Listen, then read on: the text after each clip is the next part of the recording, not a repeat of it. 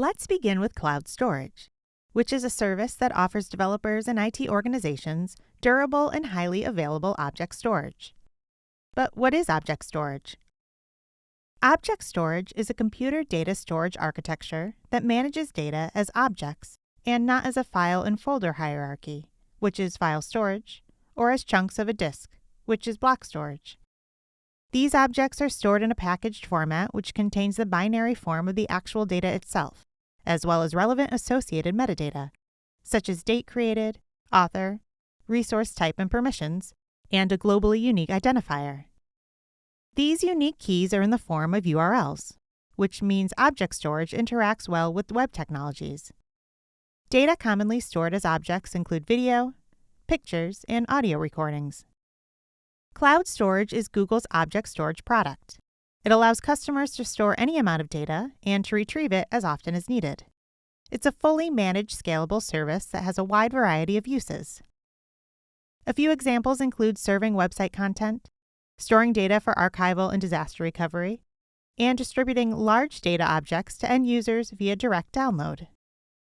Cloud storage's primary use is whenever binary large object storage, also known as blob, is needed for online content such as videos and photos, for backup and archive data, and for storage of intermediate results in processing workflows. Cloud storage files are organized into buckets. A bucket needs a globally unique identifier and a specific geographic location for where it should be stored. And an ideal location for a bucket is where latency is minimized. For example, if most of your users are in Europe, you probably want to pick a European location, so either a specific Google Cloud region in Europe or else the EU multi-region. The storage objects offered by cloud storage are immutable, which means that you do not edit them, but instead a new version is created with every change made. Administrators have the option to either allow each new version to completely overwrite the older one, or to keep track of each change made in a particular object by enabling versioning within a bucket. If you choose to use versioning, cloud storage will keep a detailed history of modifications, that is, overwrites or deletes, of all the objects contained in that bucket.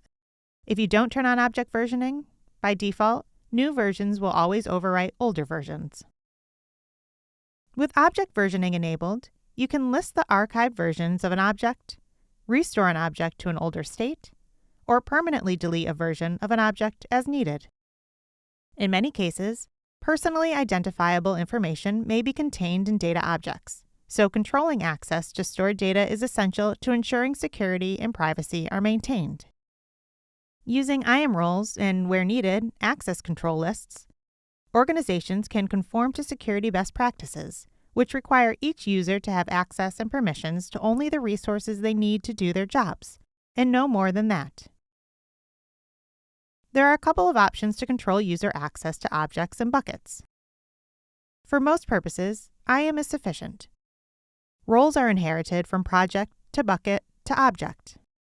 If you need finer control, you can create access control lists. Each access control list consists of two pieces of information. The first is a scope, which defines who can access and perform an action. This can be a specific user or group of users. The second is a permission, which defines what actions can be performed, like read or write. Because storing and retrieving large amounts of object data can quickly become expensive, cloud storage also offers lifecycle management policies. For example, you could tell cloud storage to delete objects older than 365 days, or to delete objects created before January 1st, 2013, or to keep only the 3 most recent versions of each object in a bucket that has versioning enabled. Having this control ensures that you're not paying for more than what you actually need.